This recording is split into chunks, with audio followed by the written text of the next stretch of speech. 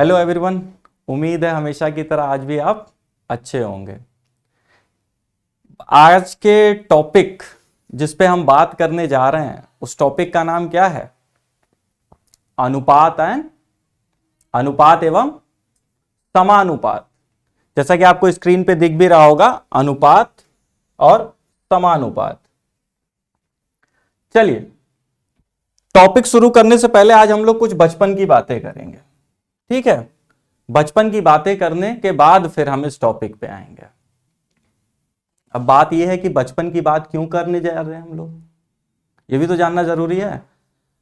थोड़ा सा school life में या उससे भी छोटे, जब भी आप ये बात किए हो उस दौर में जाएं, उस टाइम में जाएं आप, जब आप किसी से ये बोला करते थे, दो छोटे भाई बहन या आप हो या आपकी बहन या भाई है, उससे आप बोलते थे कि तुम्हारे पास जितनी टॉफियां हैं उसकी दुगनी कितनी है मेरे पास है।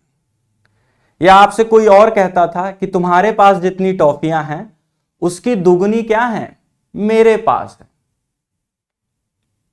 समझ में आ रही है बात? तो यहां पे बात किसमें चलता था? एक संबंध के तौर पे चल रहा होता था। क्या संबंध होता था? आपके पास जो चॉकलेट हैं और जो उनके पास चॉकलेट हैं, कि आपके पास उनसे दुगनी है या उनके पास आपसे दुगनी या तीन गुनी या चार गुनी जो भी है। आप बोलते थे ना बचपन में कि मेरे पास तुमसे दुगनी टॉफियां हैं, इस तरह कह के चिढ़ाया जाता था ना। उनको पता है कि आपके पास कितनी टॉफियां हैं, ना आपको पता है कि उनके पास कितनी टॉफियां हैं। समझ में आ रही है बात? और खास तौर से अगर आप दोनों को मालूम है भी, अगर वास्तव में आपके पास दुगनी टॉफियां हैं, आपको पता है कि मेरे पास 4 है और उसके पास 2 है, तो आप बोल दिए कि तुम्हारे से दुगनी टॉफियां मेरे पास हैं, तो आप दोनों की जो बात सुन रहा होगा उसे बिल्कुल भी नहीं पता चलने वाला कि आप दोनों के पास कितनी टॉफियां हैं। यह जरूर वो समझ रहा है कि इसके पास दुगनी है उससे, लेकिन यह बिल्कुल भी नहीं समझ पा रहा है कि इनके पास कितनी टॉफियां हैं और उनके पास। तो अंततः मैं इतना कहना चाह रहा था आपसे कि हम लोग बचपन से ही अनुपात और समानुपात की बातें करते आ रहे हैं, बस हमें पता नहीं चल रहा था। ठीक है, अब आगे चलते हैं, परिभाषा पे आते हैं कि अनुपात की परिभाषा क्या होगी। अनुपात की परिभाषा क्या होगी? देखिए, किसी भी दो राशि, कोई भी दो राशि है जिसकी की इकाइयां क्या हैं, एक जैसी हैं, किसी भी दो समान इकाइयों वाले राशियों के तुलना को, उनके परिमाण के तुलना को क्या कहते हैं? अनुपात कहते हैं। क्या बोला मैंने? किसी भी दो समान इकाइयों वाले राशियों के परिमाण के तुलना को क्या कहते हैं? उनके परिमाण के तुलना को क्या कहते हैं? अनुपात कहते हैं। या इसको इस तरीके से भी समझ सकते हैं कि उन दोनों राशियों के परिमाण में एक निश्चित संबंध होता है, जिस संबंध की अभी मैं बात कर रहा था कि आपके पास 4 चॉकलेट हैं, आपके छोटे भाई बहन के पास 2 चॉकलेट हैं, तो आपने इशारों इशारों में उससे क्या बोला कि तुमसे दुगनी चॉकलेट मेरे पास है। यह बात आपने उनको बोल दी। आप दोनों की बातें जो सुन रहा है उसे नहीं पता कि आपके पास कितना चॉकलेट है, उनके पास कितनी चॉकलेट है, लेकिन उसे निश्चित संबंध दिख रहा है कि आपके पास जो भी परिमाण है या जो भी चॉकलेट है, नंबर है आपके पास, उसमें एक संबंध जरूर स्थापित हो रहा है। उस संबंध को क्या कहेंगे? दोगुने का संबंध स्थापित। इतनी बात समझ में आई? अच्छा, चलिए, अब चॉकलेट की बात की है तो चॉकलेट से ही शुरू करते हैं। मान लेते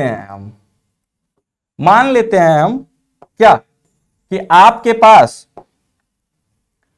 4 चॉकलेट है। कितनी चॉकलेट है आपके पास? 4 चॉकलेट है। चलिए, लिख लिया मैंने 4 चॉकलेट। आपकी बहन के पास कितने चॉकलेट हैं? 2 चॉकलेट हैं। ये भी मान लिया हमने। ठीक है, क्या माना मैंने कि सपोज आपके पास उदाहरण के तौर पे कितने चॉकलेट हैं? 4 चॉकलेट हैं। आपकी सिस्टर, आपकी बहन के पास कितने चॉकलेट हैं? 2 चॉकलेट हैं। आप इनसे क्या बोलोगे कि मेरे पास तुमसे दुगनी चॉकलेट है। ये तुमसे शब्द पे मैंने इतना जोर क्यों दिया? आइए आगे देखते हैं। क्या बोला कि कोई एक बॉय है, वो अपनी बहन से, मतलब किसी गर्ल से क्या कहता है कि मेरे पास तुमसे दुगनी चॉकलेट है। मतलब उसके पास कितनी चॉकलेट है? उस बॉय के पास कितनी चॉकलेट है? 4 चॉकलेट है। उसकी सिस्टर के पास कितनी चॉकलेट है? 2 चॉकलेट है। तो हमने क्या किया? बॉय के पास जितनी चॉकलेट थी और गर्ल्स के पास जितनी चॉकलेट थी, उन दोनों को इस तरीके से लिख दिया, 4/2 इस तरीके से लिख दिया। ये क्या आ जाएगा? B/G बराबर 2:1। या इसको यूं भी लिख सकते हैं, इसको यूं भी लिख सकते हैं, B/G बराबर 2/1। और इसी को फिर मैं ऐसे लिख दूंगा, B संबंधे G बराबर 2/1। अब इसकी कहानी समझते हैं।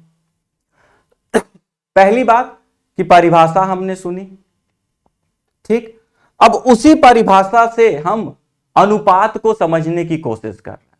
मैंने आपके सामने एक केस रखा, एक उदाहरण रखा, क्या कि कोई एक बॉय है, वो अपनी सिस्टर से कहता है कि मेरे पास तुमसे दुगनी चॉकलेट है। मैं मान लेता हूं कि उस बच्चे के पास, जो बॉय है, उसके पास 4 चॉकलेट है। जो लड़का है, जो लड़की है, जो उसकी सिस्टर है, उसके पास 2 चॉकलेट है। मैंने क्या किया? कुछ नहीं, बॉय के पास जो चॉकलेट थे उससे डिवाइड कर दिया, किसको? जो गर्ल्स के चॉकलेट हैं, जो गर्ल्स के पास चॉकलेट है। मैंने क्या किया? 4/2 कर दिया। इसको मैंने और आगे जब सॉल्व किया तो कितना आ गया? 2/1। इसको मैंने इस तरीके से लिख दिया,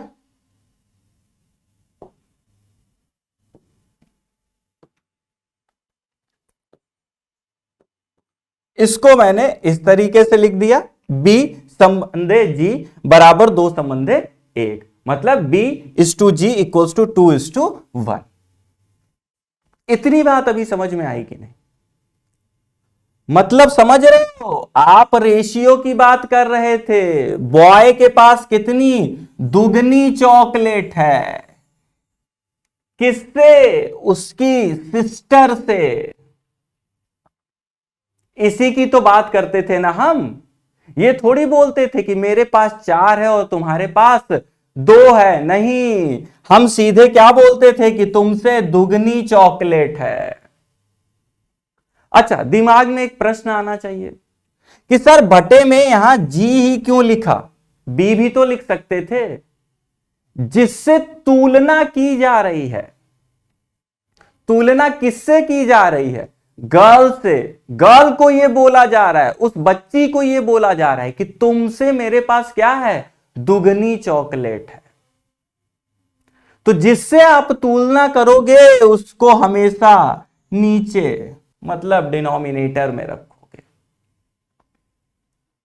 समझ में आ रही बात? जिसकी तुलना कर रहे होगे उसको कहां रखोगे? ऊपर रखोगे, मतलब कि न्यूमरेटर में रखोगे। समझ में आई बात? तो इन दोनों का, अच्छा, इस सिंबल को क्या कहते हैं? यही अनुपात, यही रेशियो का क्या है? सिंबल है। मतलब कि किसी बच्चे के पास 4 चॉकलेट थी, उसकी सिस्टर के पास 2 चॉकलेट थी। आपसे अगर बोला जाए कि उसका रेशियो निकालो, तो आप क्या करोगे? B/G बराबर 4/2।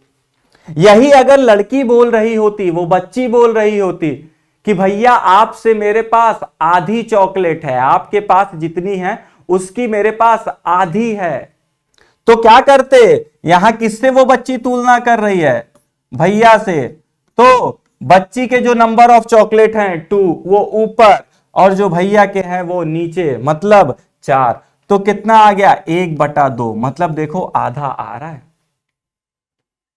आधा आ भी रहा है। और वो बच्ची भी यही बोल रही थी कि मेरे पास जो चॉकलेट है वो आपके पास जितनी चॉकलेट है उसकी आधी है। ये देखो रेशियो भी निकल के क्या आ रहा है 1/2, मतलब आधा आ रहा है, दुगना नहीं आ रहा है। जब लड़का बोलेगा तब आएगा क्या 2/1। तो हमें अनुपात की डेफिनेशन तो अब समझ में आ गई, अनुपात को यूज कैसे करेंगे वो भी थोड़ा थोड़ा समझ में आ गया आपको,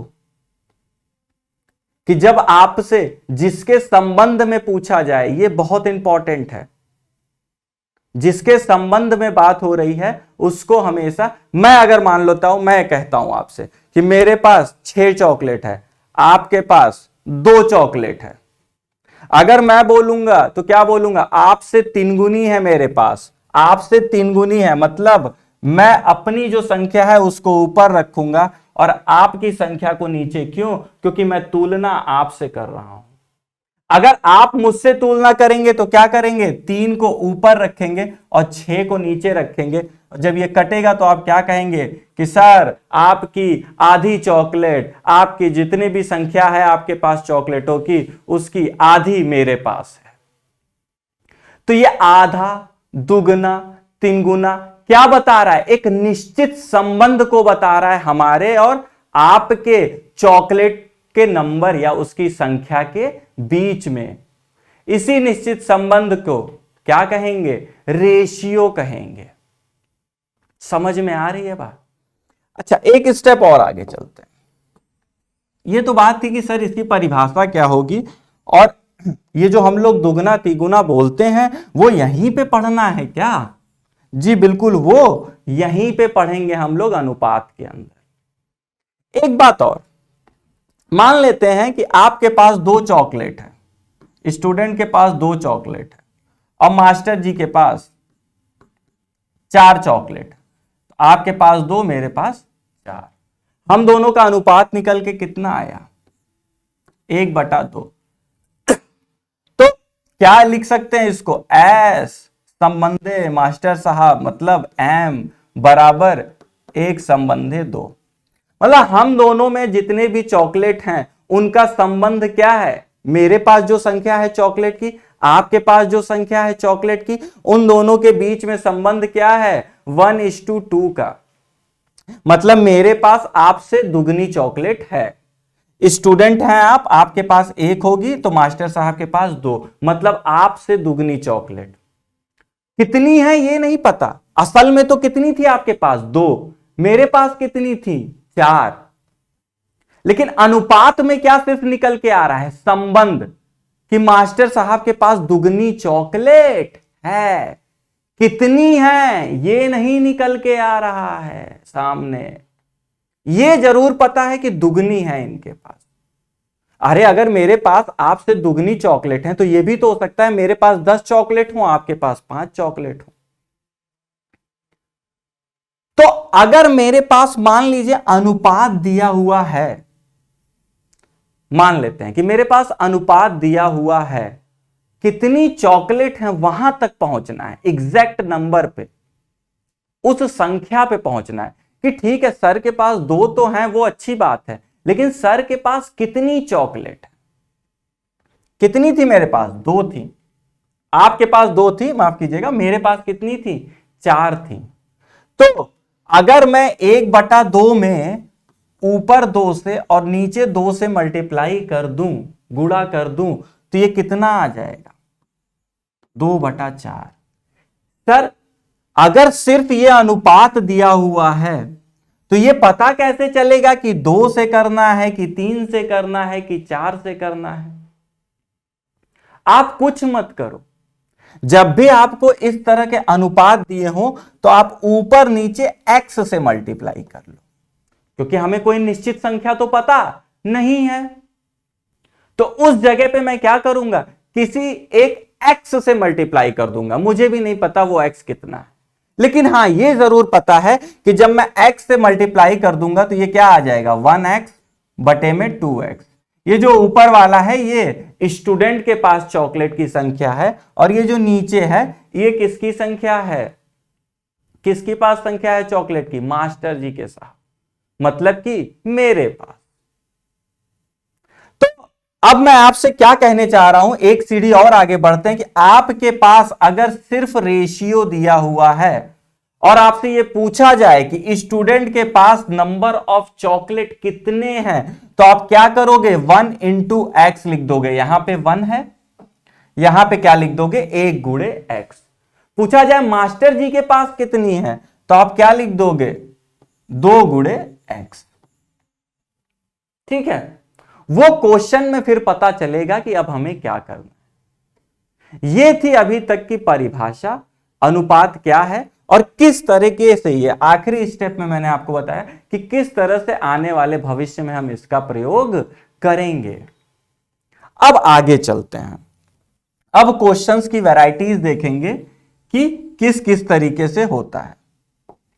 मान लेता हूं एक और छोटा सा एग्जांपल कि सपोज आपके सामने ऐसे दिया हुआ है, G संबंधे M बराबर 3 संबंधे 4। तो आप इसको इस तरीके से भी लिख सकते हैं, कैसे, जैसे कि अभी मैं बता रहा था आपको, G बटा M बराबर में 3 बटा 4।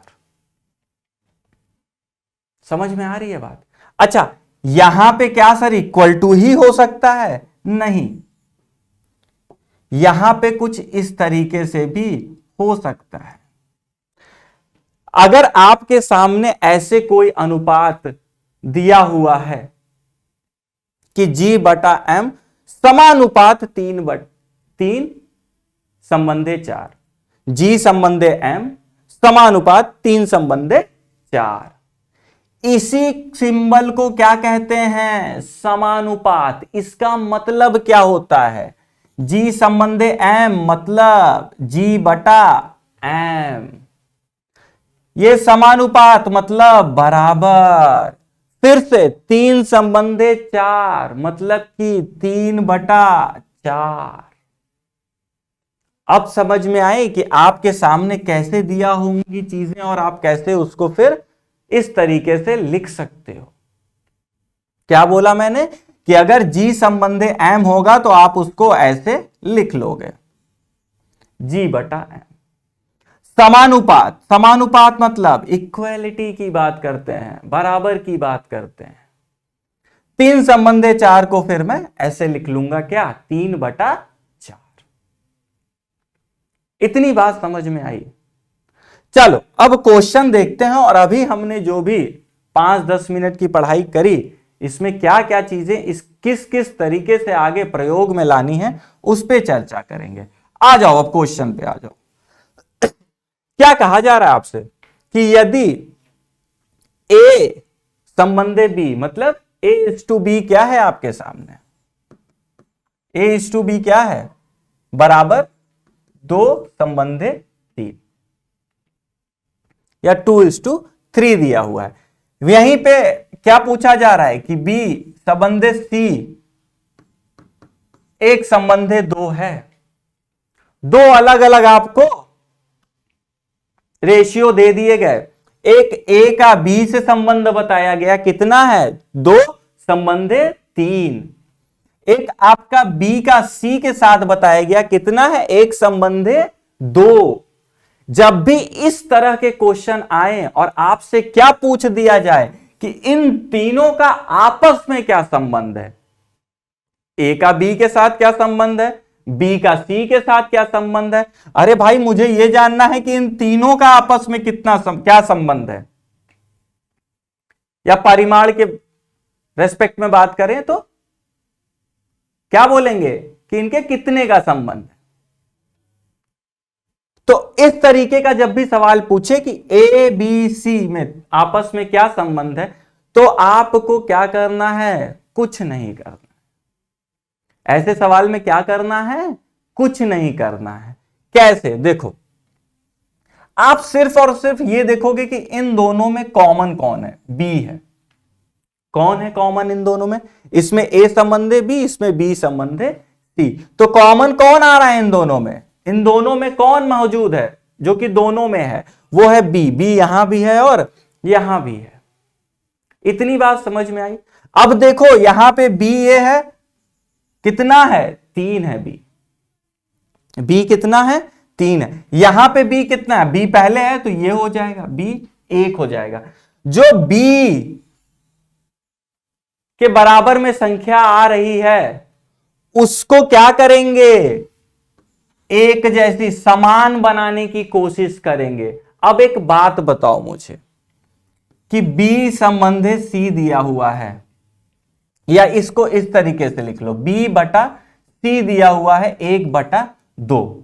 अगर मैं ऊपर न्यूमरेटर से 3 में मल्टीप्लाई करूं तो नीचे भी मैं 3 से क्या कर सकता हूं, गुणा कर सकता हूं, इसमें कोई दिक्कत नहीं है। अगर डायरेक्ट बात करें तो 3 से अगर मैं इसमें गुणा करूं तो 3 से मुझे इसमें भी करना पड़ेगा, क्योंकि जो भी करोगे वो आप अंश हर दोनों में क्या करोगे, जरूर है आपको करना। ठीक है, अब आगे चलते हैं। तो ये कितना आ जाएगा, B बटा C कितना आ जाएगा, 3/6 आ जाएगा। कितना आ गया, 3/6 आ गया। सर आपने 3 से ही क्यों मल्टीप्लाई किया, क्योंकि मुझे यहां दिख गया था कि कितना है 3 है, यहां कितना है 1 है। अगर मैं 3 से मल्टीप्लाई कर दूंगा तो यहां पे B अब कितना हो जाएगा, इसको मैं ऐसे लिख सकता हूं, अब इस चीज को ऐसे लिख सकता हूं B संबंधित C बराबर 3 संबंधित 6। यही तो मुझे सेम करना था। यहां पे B कितना आ रहा था 3, यहां पे भी B कितना आ गया, अब 3 आ गया। जैसे ही दोनों जगह B क्या आ जाएगा, बराबर एक समान आ जाएगा, तो आप डायरेक्ट क्या लिख दोगे, A संबंधे B संबंधे C बराबर 2 संबंधे 3, 3 तो यहां पहले से है ही, 3 संबंधे 6। समझ में आई बात, क्या आ जाएगा इसका आंसर, 2 संबंधे 3 संबंधे 6। क्यों ऐसे लिखा, क्योंकि सर मेरे पास A संबंधे B कितना आ गया था, 2 संबंधे 3, जो कि यहां दिया भी हुआ है, और B संबंधे C मेरे पास कितना आ गया था, 3 संबंधे 6। B यहां पे जो है वही B यहां पे भी है। इसको अगर मिला के लिखें तो कैसे लिखेंगे, A संबंधे B संबंधे C बराबर 2 संबंधे B दोनों में क्या है, एक जैसा समान है, तो 3 संबंधे 6। ये हो जाएगा आपका क्या आंसर। समझ में आ रही है बात, कुछ कुछ आगे चलते हैं। अच्छा इसमें अब एक चीज और इन्होंने क्या कर दी, इसके देखिए कई तरीके हैं इस क्वेश्चन को करने के, मुझे सबसे इजी यही मेथड लगता है। एक बार और आगे चलते हैं कि A संबंधे B कितना दिया हुआ है आपके पास, 1 संबंधे 2, मतलब 1:2। B is to C equals to क्या दिया हुआ है, 5:6। फिर आगे क्या बोल रहा है, C is to D equals to कितना दिया हुआ है, 24:25। अच्छा B इन दोनों में मौजूद है, ये बात समझ में आ रही है। B क्या है, इसमें भी है और इसमें भी है। C क्या है, इसमें भी है और इसमें भी है। अब आपसे क्या पूछा जा रहा है कि चारों का आपस में क्या संबंध होगा, चारों का आपस में क्या संबंध होगा, ये बात समझ में आई। अब आओ निकालते हैं, कैसे निकालेंगे, पहले इसको लिखेंगे और इसको लेंगे, इन दोनों को शुरू में लेंगे। ठीक, यहां पे जो B है और यहां पे जो B है, B को जो भी नंबर रिप्रेजेंट कर रहा है क्या वो एक जैसा है, यहां पे B क्या आ रहा है, 2 के बराबर आ रहा है, यहां पे B किसके बराबर आ रहा है, 5 के बराबर आ रहा है। क्या दोनों सेम है, नहीं है, एक जैसा है, नहीं है, तो क्या करेंगे, उसको सेम बनाने की कोशिश करेंगे। कैसे करेंगे, अगर मैं इन दोनों को 2 से गुणा कर दूं, माफ कीजिएगा, इन दोनों को 5 से गुणा कर दूं और इन दोनों को किससे गुणा कर दूं, 2 से। करो, ए संबंधे बी बराबर, इसको क्या किया मैंने, 2 से गुणा किया, तो ये 2 संबंधे 1 को किया 2 से तो 2 आ गया, और 2 को किया, माफ कीजिएगा 5 से करना था इसको, 5 से किया तो ये कितना आया 5, इसको किया 5 से तो कितना आया 10। फिर से समझते हैं, क्या किया मैंने, ए और बी उठाया, ठीक, ए और बी उठा लिया, इसको मैंने किससे गुणा किया, 5 से, तो 1 गुणे 5, 5 आ गया।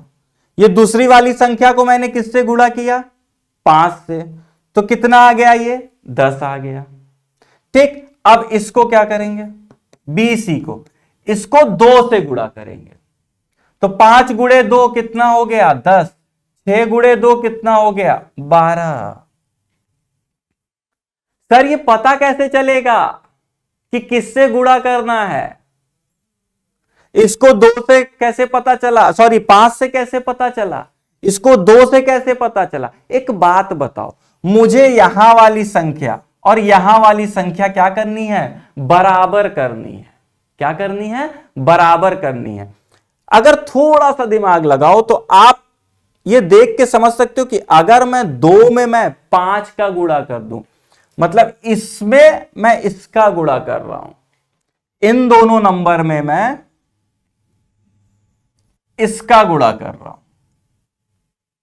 और इन दोनों नंबर में मैं इस 2 का गुणा कर रहा हूं। ध्यान से देखो तो यही कर रहा हूं मैं, क्या कर रहा हूं मैं, 2 का गुणा मैंने इन दोनों में कर दिया, 5 का गुणा मैंने इन दोनों में कर दिया, यही किया ना मैंने, क्या किया, 2 का गुणा इन दोनों में और इस 5 का गुणा मैं इन दोनों में किया, ये कर दिया। अब b यहां पे भी 10 आ गया और b यहां पे भी 10 आ गया। अब क्या करेंगे, अब a संबंधे b संबंधे c बराबर, a को क्या लिखेंगे यहां 5 संबंधे, b क्या है मेरा 10 है, यहां भी 10 है, संबंधे 12। ये किसका संबंध आया, अभी a b c का आया। अब इसको साइड कर दो, ठीक, ए बी और सी का आया। अब एक बात बताओ, सी यहां पे कितना है 12, ठीक, सी यहां पे कितना है 24। एक बात बताओ, 12 दूना क्या होता है, 12 टूजा कितना आएगा 24 आएगा।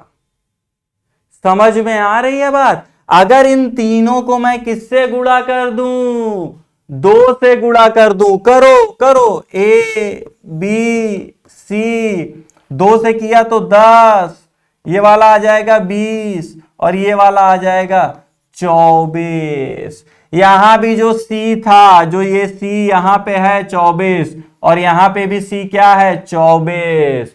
इन दोनों को मिला के क्या लिख सकते हैं, ए संबंधे बी संबंधे सी संबंधे डी बराबर 10 संबंधे 20 संबंधे 24 संबंधे 25। ये हो जाएगा क्या, आपका आंसर हो जाएगा।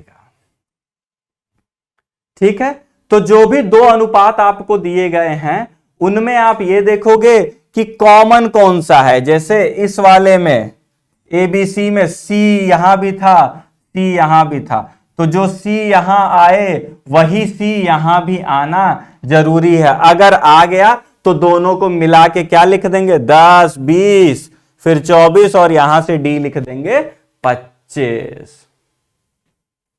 तो अगर कोई भी 2 अनुपात दिए हुए हैं और उसको मिला के मर्ज करके अगर आपसे पूछा जाए तो आप लिख दोगे, बोलो लिख दोगे ना। चलो अब ये देखो दूसरे तरीके से पूछा जा रहा है आपसे। क्या पूछा जा रहा है, यदि 3a बराबर 5b बराबर 2c, 3 में संबंध बताया जा रहा है कुछ इस तरीके से। तो a संबंधे b संबंधे c ज्ञात कीजिए। अगर इस तरीके से आपको कोई संबंध बताया जा रहा है तो आपसे क्या पूछा जा रहा है कि ए बी सी इन तीनों में जो भी संबंध है वो हमें बता दीजिए। अब इसको कैसे निकाला जाएगा? अभी तो आप दो अलग अलग का बता रहे थे मुझे कि इसका ऐसे दिया हुआ होगा, ए बी का, बी का सी का, सी का डी का, तो ऐसे ऐसे सबको सेम करके क्या कर लेना, एक संबंध चारों में स्थापित कर लेना। बोलो। लेकिन जब इस तरह के हालात हो जाएंगे तो क्या करेंगे? कुछ नहीं करेंगे, पहले इन दोनों को लेना, इन दोनों को। तो इसको क्या लिख सकते हो? 3a बराबर 5b, ऐसे लिख सकते हो। फिर देखो a बटा b लिख सकते हो, b इधर लेते आओ, और 5/3 लिख सकते हो, 3 को इधर लेते जाओ। इसको अब ऐसे लिख सकते हो या नहीं? a संबंधे b बराबर 5 संबंधे 3। वही जो शुरू में मैं आपको बता रहा था परिभाषा के दौरान, अब उसका यूज करेंगे। शुरू की जो भी मैंने 3-4 चीजें बताई, थोड़ी बहुत हिंट दिया, अब उसी का प्रयोग कर करके उसको क्या करा दूंगा, आपको कंठस्थ करा दूंगा। कैसे? देखिए, इस तरह दिया हुआ था मामला कुछ, इसको मैंने पहले इस तरीके से लिखा, फिर इसको इस तरीके से, ये तो लिख सकते हैं। तो A और B का संबंध क्या आ गया? 5:3। अब आगे चलते हैं। अब इन दोनों को लेंगे, मतलब क्या लेंगे? इसको अब हटा दो। 5b बराबर 2c लेंगे। क्या लेंगे? 5b बराबर 2c ले लेंगे। इतनी बात समझ में आ गई? अब क्या करेंगे? फिर से वही काम, b बटा c बराबर 2/5। ये आ गई बात समझ में? इसको भी इस तरीके से लिख लेंगे, b संबंधे c बराबर 2 संबंधे 5। अब जो पिछले क्वेश्चन में काम कर रहे थे, क्या यहां b आपको क्या दिख रहा है? 3 दिख रहा है। b क्या दिख रहा है? 3। यहां आपको b क्या दिख रहा है? 2। अब क्या करूंगा? इसको 2 से गुणा कर दूंगा, इसको 3 से गुणा कर दूंगा, मतलब a संबंधे b कितना आ जाएगा? इसको अगर मैं 2 से करूंगा तो 10 संबंधे 6। b संबंधे c से अगर इसको 3 से गुणा करूंगा, बोला था ना इस 3 का इन दोनों से कर दो और इस 2 का इन दोनों से, तो 2 का तो इन दोनों से आपने कर दिया, अब 3 का इन दोनों से करोगे, क्या आएगा? b संबंधे c, तो 3 से किया तो 6 संबंधे, 3 से किया तो 15, यहां भी 6, यहां भी 6, मतलब a संबंधे b संबंधे c बराबर 10 संबंधे 6 संबंधे 15। ये हो गया क्या मेरा आंसर? तो अगर इस तरीके से भी आपको क्वेश्चन में रिलेशन या कोई संबंध दिया गया है तो आप उसको इस तरीके से एक एक स्टेप बस धीरे धीरे चलते जाओ, ज्यादा कुछ मेहनत नहीं करना है, बस जैसे जैसे क्वेश्चन की मांग है मैं एक एक स्टेप करते जाता हूं और लास्ट में कहां पहुंच गए हम सब? आंसर तक पहुंच गए। अगला क्वेश्चन लेते हैं और मजेदार बातें करते हैं। लो, अभी मैं आपको यह बता रहा हूं कि किस तरीके से वैरायटी आपको दिख सकती है डायरेक्ट पेपर में। वैसे तो रेशियो का 1 या 2 क्वेश्चन रहता है, बट कई क्वेश्चन में इसका उपयोग किया जाता है। अभी जो हम लोग न्यूमेरिकल करेंगे, ये तो बेसिक न्यूमेरिकल्स कर रहे हैं, इसके आगे जो न्यूमेरिकल करेंगे तो वहां देखेंगे कि किस तरीके से रेशियो का उपयोग होता है। और यहीं पे नहीं, एवरेज में कल जो हम लोग पिछले टर्न कर रहे थे एवरेज की क्लास, उसमें भी देखा था रेशियो का या अनुपात का उपयोग था। आगे परसेंटेज में भी आएगा और कई टॉपिक्स में आएगा। तो इससे एक या दो क्वेश्चन तो बनेंगे ही साथ इसका प्रयोग या दो टॉपिक को मिलाने में इस टॉपिक की मदद खूब ली जाती है। आगे चलते हैं, देखते हैं ए बी सी का संबंध क्या है, 1/4, 1/5 और 1/6। अब आपसे पूछा जाए कि ए बी सी का सरलीकृत रूप में क्या, सरलीकृत रूप ज्ञात कीजिए। मतलब सिंपल सी भाषा में अगर बोला जाए, सरलीकृत रूप का मतलब है कि किसी सरल तरीके से, जैसे यहां कोई नंबर x1 आए, x2 आए और x3 आए, मतलब ये बटे उटे का जो लफड़ा है ये क्या हो जाए, खत्म हो जाए। ऐसे गंदा सा नहीं, फ्रैक्शन में नहीं चाहिए हमें इस तरीके से चाहिए, कोई नंबर होती। जब भी इस तरह की बात करें तो आप क्या करोगे, कुछ नहीं करोगे। अगर यहां पे a संबंधे b संबंधे c इस तरीके से दिया हुआ है और पूछे कि a संबंधे b संबंधे c आपको सरल रूप में बताना है, तो आपको क्या करना है, कुछ नहीं करना है। कैसे, इन तीनों नंबर का लघुत्तम समापवर्तक आप ले लोगे, मतलब कि इन तीनों नंबर का एलसीएम ले लोगे। हालांकि अभी एलसीएम वगैरह पे मैं बात बाद में करूंगा, लेकिन अभी के लिए आप एलसीएम इसका ले लो। या तो एलसीएम लेके, इन तीनों का एलसीएम लेके, किसका, 4, 5 और 6 का, इनका एलसीएम आ जाएगा 60। आप मेरी बात अभी मान लो, सिर्फ मैं ये मान के चल रहा हूं कि आपको एलसीएम निकालना नहीं आता है, तो इन तीनों का जो एलसीएम आएगा वो कितना आ जाएगा, 60 आ जाएगा। तो मैं 60 से तीनों में क्या कर दूंगा, गुणा, मतलब 60/4 संबंधे 60/5 संबंधे 60/6। क्या किया मैंने, इन तीनों नंबर्स का एलसीएम निकाल लिया, उस एलसीएम से इन तीनों में क्या कर दिया, गुणा कर दिया। मैंने आपसे बोला था ना, जैसे पीछे मैं कर भी रहा था वहां पे अभी कुछ क्वेश्चन में, कि जो भी गुणा करोगे वो तीनों में करोगे, वरना नहीं करोगे। अगर ये 2 ही दिए होते तो 2 में करना होता आपको। समझ में आ रही है बात? तो मैं यहां क्या करूंगा, कुछ नहीं करूंगा, इन तीनों में 60 का गुणा कर दिया, इनका क्या लेके, एलसीएम लेके, लघुत्तम समापवर्तक लेके। ठीक है, अब आगे चलते हैं।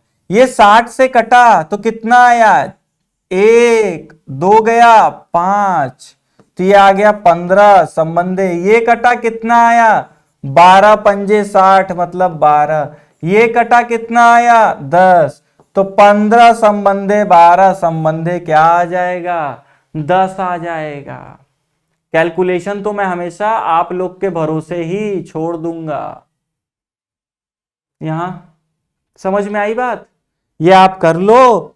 क्या करोगे, एलसीएम लेके तीनों से गुणा करके और इस नतीजे पे। अब देखो ये अच्छा सा आ गया कि नहीं एक संबंध, ये गंदा लग रहा है कि नहीं देखने में, बटे वटे में, इस तरह नहीं चाहिए।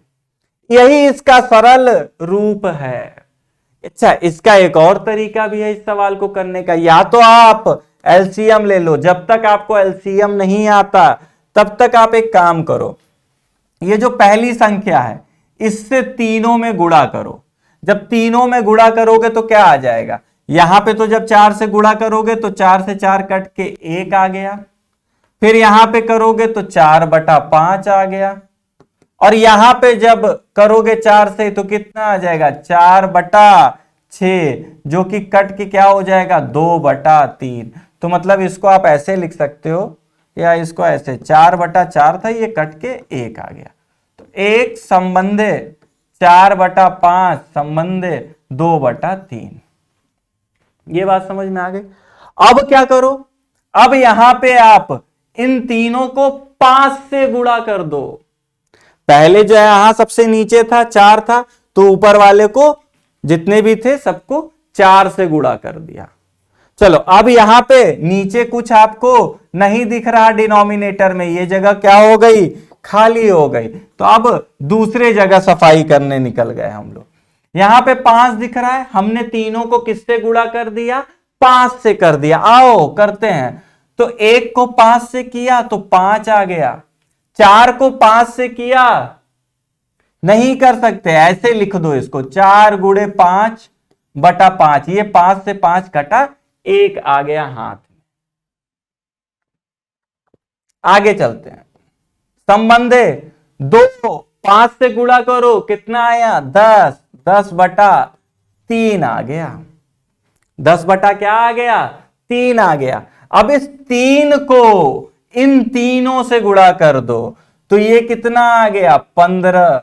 और यहां 4 बचा था, 4 को 3 से गुणा करोगे 12, और यहां पे जो है 10 वही आ जाएगा। क्यों, क्योंकि जब 3 से गुणा करोगे तो ये 3 से 3 कट जाएंगे, तो आंसर कितना आ जाएगा, 15 संबंधे 12 संबंधे 10 आ जाएगा। बोलो, दोनों तरीके हैं, आपको जैसे मन करे आप वैसे कर सकते हैं। अच्छा, अब देखो, ये खुद ही सरल रूप में नहीं है एबीसी, तो पूछ रहे हैं कि एबीसी मतलब एक तरीके से सरल रूप में ए संबंधे बी संबंधे सी आपको बताना है। एक बात बताओ मुझे, बस ध्यान से क्वेश्चन को देखना है, थोड़ा सा सोचना है और एक कदम आगे बढ़ना है, आंसर अपने आप हो जाएगा, एक एक स्टेप करते जाओगे तो। एक बात बताओ मुझे, 1 बटा एक्स बराबर, मान लेते हैं 1 बटा 8 दिया है, एक मान लेता हूं मैं सिर्फ 1 मिनट के लिए, ठीक। इसको मैं तिर्या का गुणा करूं, जब ये 8 इधर आ जाएगा और x इधर चला जाएगा, तो कहीं ना कहीं अगर इस तरीके का कोई संबंध दिया है तो आप डायरेक्ट लिख सकते हो x बराबर क्या है, 8 है। क्या है, 8 है। अब आ जाओ, मैं क्वेश्चन पे आता हूं।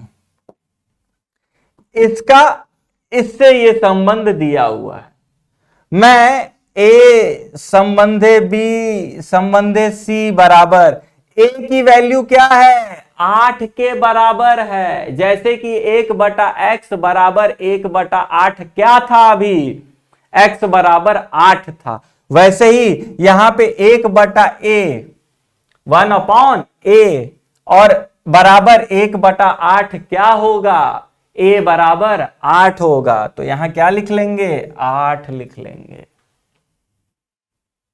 समझ में आ रही है बात? आओ आगे चलते हैं। इसी तरीके से b बराबर क्या आ जाएगा, 10, तो 8 संबंधे 10। इसी तरीके से c बराबर क्या आ जाएगा, 12 आ जाएगा, क्योंकि यहां पे है 1 बटा सी बराबर 1 बटा 12, तो c बराबर 12, तो c के स्थान पे यहां 12। ए बी सी का संबंध आ गया सरल रूप में, 8 संबंधे 10 संबंधे 12। अब यहां एक बात और खुल के आएगी सामने कि सर ये तो ऑप्शन में है ही नहीं।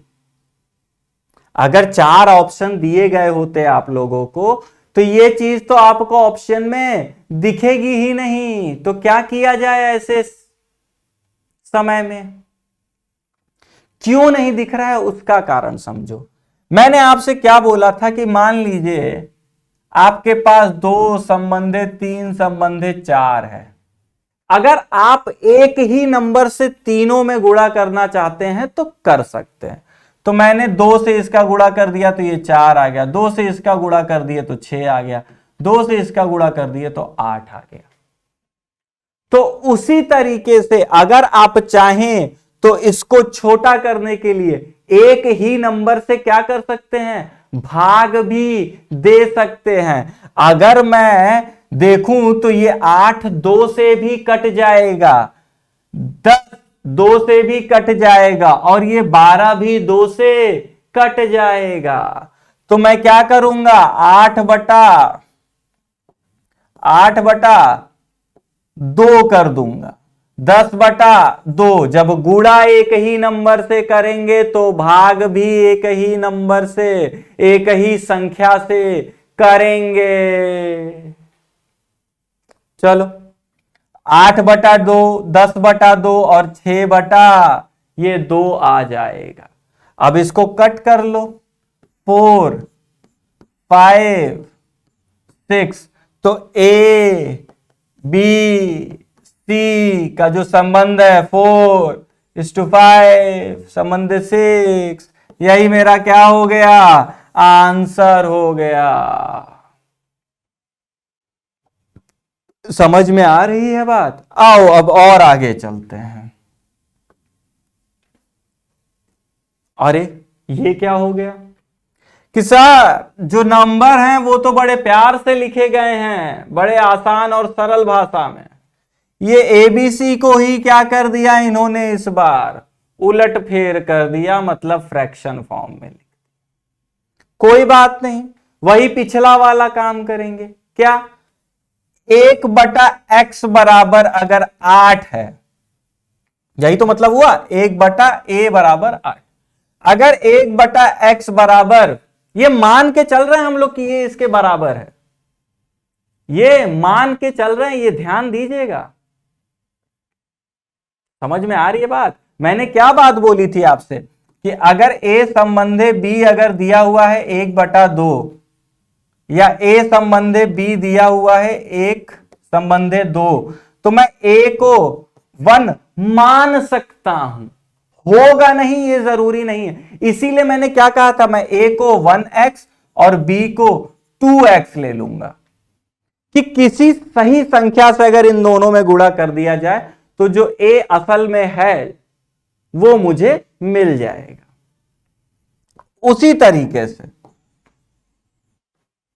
मैं ये मान ले रहा हूं कि अगर 1/x बराबर 8 है तो x बराबर क्या हो जाएगा, ये इधर जाएगा, 8 नीचे आएगा, तो 1/8। समझ गए होगे अब मैं क्या करने वाला हूं। ये क्या दिया हुआ है, 1/a बराबर 8, तो a और इधर क्या लिख सकते हो, 1/8। वैसे ही संबंधे b, तो यहां क्या लिख सकते हो, 1/11 आप लिख सकते हो। और c जब इस तरह दिखे तो 1/12 लिख सकते हो। ये हम मान के चल रहे हैं, जरूरी नहीं है कि ये हो ही। ये a 8 के बराबर हो भी सकता है और नहीं भी हो सकता है।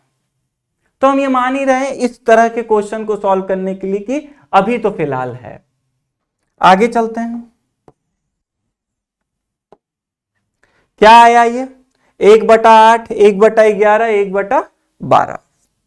इसको अब वही वाली बात हो गई जो अभी एक क्वेश्चन कर रहे थे कि जब इस तरह दिया होगा तो कैसे मामला हल करेंगे। या तो इन तीनों का क्या ले लो, एलसीएम ले लो, या फिर मैं मान के चल रहा हूं आपको एलसीएम नहीं आता है तो कैसे करें। तो सर पहले ऊपर में सबसे 8 से मल्टीप्लाई करेंगे।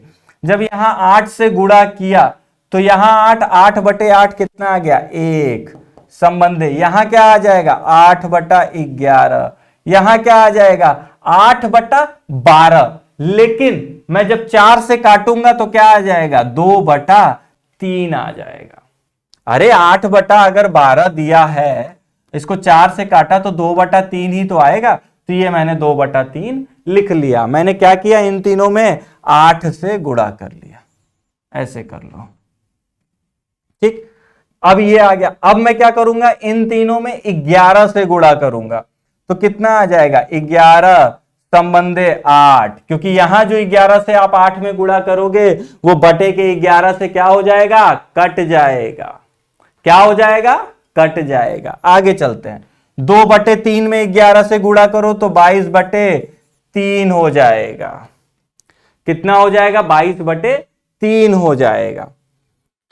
अब आगे चलते हैं। अब इस 3 से इन सब में गुणा कर दो तो 33, 24 और ये क्या आ गया, 6 और 6 आ गया। मतलब जो प्रोसेस था वो यहां तक मुझे निकाल के सही मायने में क्वेश्चन छोड़ देना था आप लोगों के लिए होमवर्क।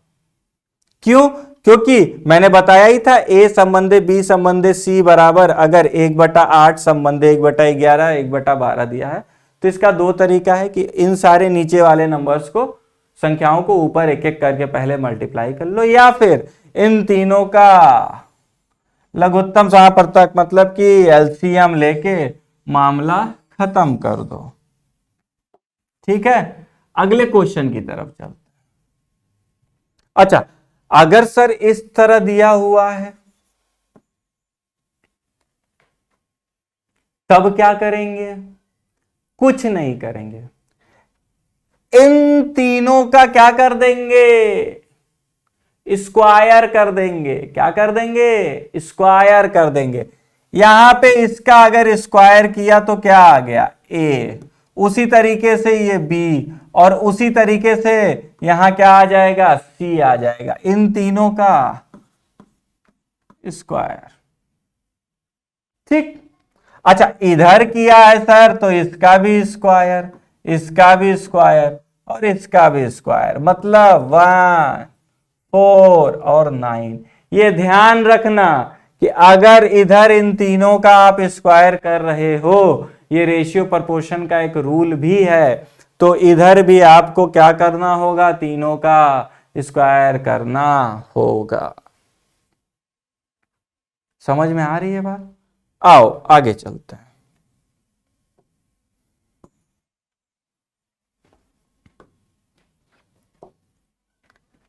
अब यहां से शुरू होगा खेल।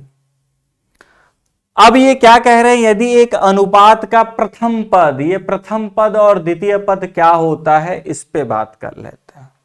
मान लेते हैं कि a/b बराबर कुछ कैपिटल R दिया हुआ है। ठीक, ये जो a है इसको क्या कहेंगे? प्रथम पद कहेंगे। ये जो b है इसे क्या कहेंगे? द्वितीय पद कहेंगे। देखो इसमें पूछा भी द्वितीय पद के ही बारे में गया है। और इन दोनों के जो नतीजा निकल के आएगा a/b, उसको क्या कहेंगे? उनका अनुपात कहेंगे, जो कि ये यहां पे है रेशियो। ठीक, अब आगे चलते हैं। क्वेश्चन कह रहा है यदि एक अनुपात का प्रथम पद, मतलब a की जगह क्या लिख दो? 15, तथा प्रथम पद तथा अनुपात का मान दिया गया है। अनुपात किधर आएगा? इधर। रेशियो इधर। कितना? 0.06। क्या कह रहे हैं? तो उस अनुपात का द्वितीय पद कौन है? यहां b। अब इसको हटा दो, ये आपको बताना होगा। क्या है ये? कुछ नहीं है। पहले तो इस दशमलव को हटाने के लिए इधर 10 से गुणा कर दो, इधर भी 10 से ऊपर में गुणा किया, इधर भी ऊपर में 10 से गुणा कर दिया, तो ये क्या आ गया? 6, और ये क्या आ गया? 150 आ गया। इतनी बात समझ में आई? अब आगे चलते हैं। इसको ऐसे लिख सकते हैं, इसको इधर और 6 को नीचे लेते आएंगे, b को उधर, तो b बराबर क्या आ जाएगा? 150/6, 6 आ जाएगा। 150 डिवाइडेड बाय 6 मतलब 150/6। ये आ गया। अब आगे चलते हैं। ये 150 जब कटेगा 6 से तो कितना आ जाएगा? 25, मतलब कि b बराबर 25 आंसर होगा। मतलब कि हमारा डी ऑप्शन क्या हो गया? करेक्ट हो गया। ये बात समझ में आ गई? अब आगे चलते हैं कि 5600 रुपए की एक धनराशि ए, बी, सी तथा डी में क्रमशः, मतलब इस तरीके से समझो कि कोई आदमी है, उसके पास 5600 रुपए हैं, वो एक किसी अनुपात में अपने 4 बच्चों को, जिनका नाम ए, बी, सी, डी है, पैसे को बांट देते हैं। पैसे को क्या कर दिया? बांट दिया। तो आपको बताना है तो इसमें 6 का हिस्सा क्या हो, सॉरी सी का हिस्सा क्या होगा? क्या बोला? 5600 रुपए हैं, ए बी सी डी में क्या कर दिया गया, वितरित मतलब बांट दिया गया किसी एक संबंध में, अनुपात में, किसी एक अनुपात में बांटा गया। ये नहीं कि सबको बराबर बराबर। अच्छा, अगर बराबर बराबर बांटेंगे तो कितना अनुपात होगा? अगर बराबर, तो सिंपल इस तरह सोचा करो ना कि सर अनुपात निकालते कैसे हैं, ए बटा बी, इसी तरीके से निकालते हैं। ए के पास अगर मान लेते हैं 10 चॉकलेट है, बी के पास भी कितना है, 10 चॉकलेट है। मैंने क्या बोला, बराबर बराबर। तो थोड़ा सा बैठ के सोचो कि क्या बोल क्या रहे हैं सर। तो मैं मान लेता हूं ए और बटा बी, इसी तरह अनुपात निकालते हैं। इसके पास भी 10 है, जो भी चीज है वो बी के पास भी 10 है, तो ये क्या आ गया, 1 बटा ए। तो जब भी कोई चीज बराबर बटेगी उनका अनुपात क्या आ जाएगा, 1:1, मतलब उसके पास जितना है वही उतना उसके पास भी है। ये बात समझ में आ गई? तो ये था कि अगर बराबर बराबर बटी होती तो क्या कहानी होता, लेकिन यहां तो एक अनुपात में बटा है, 1:1 में तो नहीं बटा है, ये 2:3:4:5 में बटा है, इस तरीके से बांटा गया है। तो सर सी का हिस्सा क्या होगा, सी का बताइए आप जल्दी।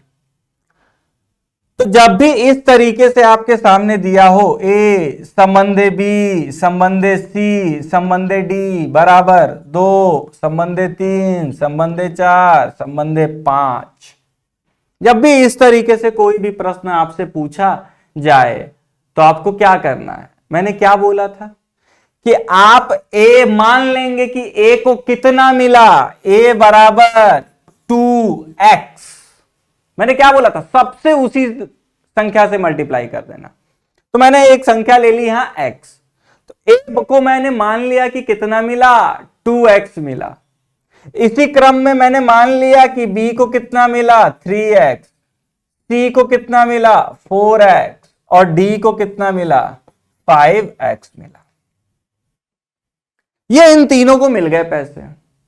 साहब इन तीनों को जो पैसे मिले हैं, सॉरी 4 हैं यहां, डी भी है, इन चारों को जो पैसा मिला है उन चारों का पैसा अगर मैं जोड़ दूं तो कितने के बराबर हो जाएगा, 5600 के बराबर।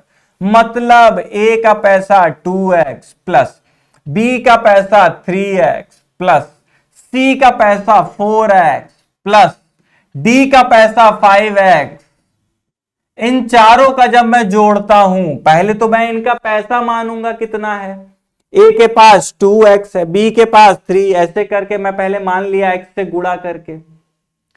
जिससे भी करोगे सेम, जरूरी नहीं x से ही करो, y से कर दो, लेकिन y से यहां भी करोगे, a में भी 2y आएगा, b में भी 3y ही आएगा। ये नहीं कि यहां पे a से x से कर रहे हैं, वहां पे p से कर रहे हैं, उधर r से कर रहे हैं, ऐसे गड़बड़ हो जाएगा। क्योंकि समान चीज से ही क्या करेंगे, समान संख्या से ही गुणा करना है। ठीक, आगे चलते हैं। तो मैंने क्या कर दिया, इसका जोड़ किया, योग निकालने की कोशिश की। क्यों? क्योंकि ए बी सी डी के पास जितने रुपए हैं उन सब के रुपए जोड़ दोगे तो वापस से वो कितने तैयार हो जाएंगे, 5600 तैयार हो जाएंगे। तो इसका योग बराबर क्या आ गया, 5600। ठीक है साहब, अब आगे चलते हैं। अब कितना, इनको जोड़ो, 5 4, पहले तो ये 2 3 कितने हो गए, 5, और 5 5 10 और 4 14, मतलब कितना आ गया, 14x बराबर 5600, मतलब कि 5600। काट दिया। अब इसको 14 से 56 क्या कटेगा, बिल्कुल कटेगा। कटेगा तो कितना आएगा, काट के देख लो, 4 बार, तो x बराबर कितना आ गया, 400। बस जो कहानी थी खत्म है। x की वैल्यू हमने कितनी निकाल ली, 400, 14 चौक 56, तो यहां 4 और 00, तो x की वैल्यू आ गई। अब x की वैल्यू तो आ गई, c के पास कितने रुपए थे, c के पास थे 4x, x की वैल्यू यहां पे पुट कर देंगे, रख देंगे। तो जब c की x की जगह पे 400 रख दिया तो सी की वैल्यू कितनी आ जाएगी? सी बराबर आ जाएगा 1600। सी बराबर क्या था? 4x था, यही तो माना था ना हमने। x की वैल्यू आ गई, कितनी आई? 400। रख दो x की जगह पे जो उसकी वैल्यू आई है। तो 4 गुणे 400 बराबर 1600, तो सी बराबर 1600। तो मेरा answer D correct. Next question,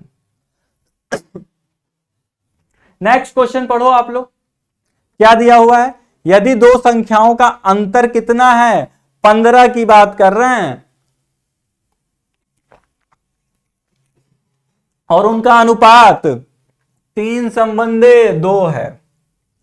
कोई दो संख्या का अंतर। देखो क्या करे, जैसे जैसे क्वेश्चन बोलता जाए वैसे वैसे करते जाओ। कोई दो संख्या बोला, मैंने कोई दो संख्या मान ली। कितनी मान ली? एक x मान ली और एक y मान ली। कोई भी दो संख्या हो सकती है सर, एक x है एक दूसरी y है। क्या बोल रहा है? उनका अंतर। अंतर का मतलब क्या है? किसी एक संख्या में से दूसरी संख्या को घटाया जा रहा है। तो मैं मान लेता हूं कि x में से y को क्या कर दिया गया? y को घटा दिया गया। घटाने पे मुझे क्या मिल रहा है? 15। क्योंकि बोल रहे हैं ना दो संख्याओं का अंतर 15 है। अंतर का मतलब तो यही हुआ कि एक में से दूसरे को घटाने पे कितना आ जाएगा? 15 आ जाएगा। अरे अंतर का मतलब तो समझ रहे हो ना? आपके पास 10 कलम है, मेरे पास 9 कलम है। अब कोई बोले कि इन दोनों के पास जितनी भी कलम है उनका अंतर 1 है, तो 1 आया कैसे? 10 माइनस 9 मतलब 1। तो दो संख्याओं का अंतर मतलब x माइनस वाई बराबर 15। अब आगे देखते हैं। और उनका अनुपात, इन दोनों संख्याओं का अनुपात मतलब x बटा वाई बराबर क्या होना चाहिए? 3/2 होना चाहिए। या इसको इस तरीके से भी लिख लो, x संबंधे y बराबर 3/2। ये होगा। मैंने क्या बोला था?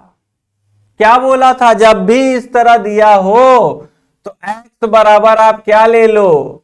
3a मान लो। y बराबर क्या मानना पड़ेगा फिर हमें? 2a। x कितना आ गया? 3a।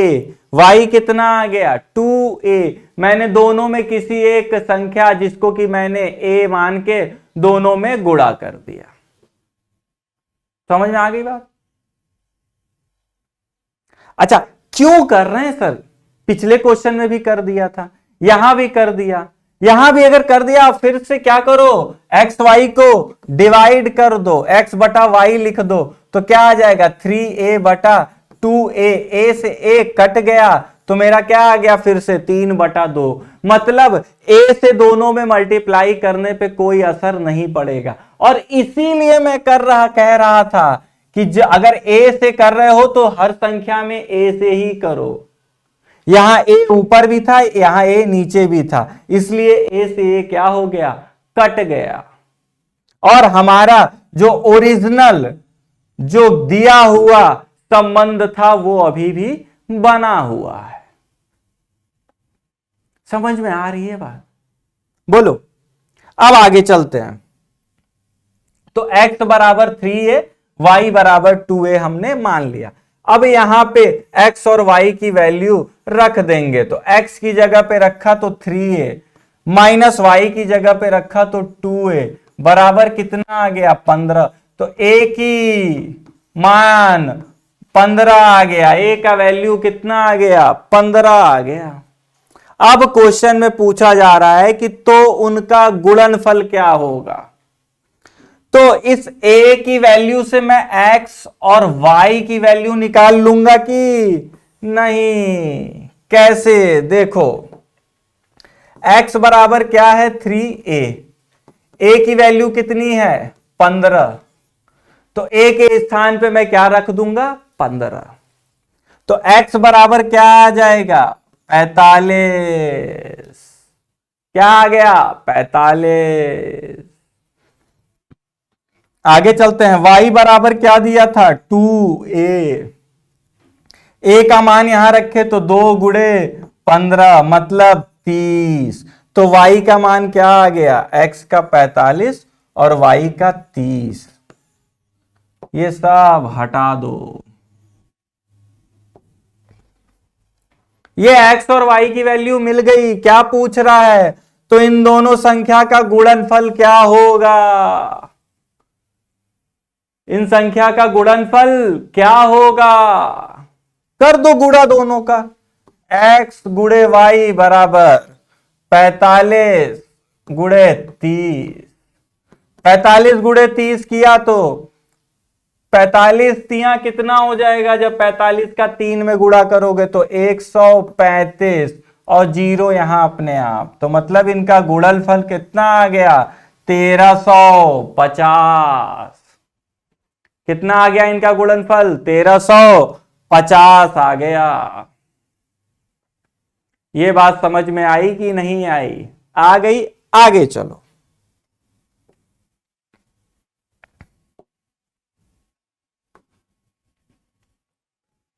चलें आगे। क्या कहा जा रहा है अब आपसे कि एक लाइब्रेरी का लाइब्रेरियन कितनी किताबों को 3 अलमारियों में, क्या लिखा है, एक लाइब्रेरी का लाइब्रेरियन किताबों को 3 अलमारियों में रख रहा है। एक कोई लाइब्रेरी है, उसका लाइब्रेरियन ने 3 अलमारी बना रखी है, ठीक। ये 3 अलग अलग साइज की क्या है, अलमारियां हैं। अब साइज अलग है तो उन सब में किताबों की संख्या भी अलग अलग होंगी। तो इसीलिए इन्होंने यहां लिखा है कि एक लाइब्रेरी का लाइब्रेरियन किताबों को 3 अलमारियों में इस प्रकार सजाता है कि तीनों अलमारियों में रखी किताबों की संख्या का अनुपात कितना है, 5 संबंधे 2 संबंधे 3, मतलब 5:2:3। अब आगे चलते हैं। यदि तीसरी अलमारी में कुल 420 किताबें हैं तो लाइब्रेरी में कितनी किताबें होंगी। समझ में आ रही है बात। क्या बोला इन्होंने कि एक लाइब्रेरी में 3 अलमारियां हैं। अच्छा, तीनों में जितनी भी किताबें दी हुई हैं उनका अनुपात ये दिया,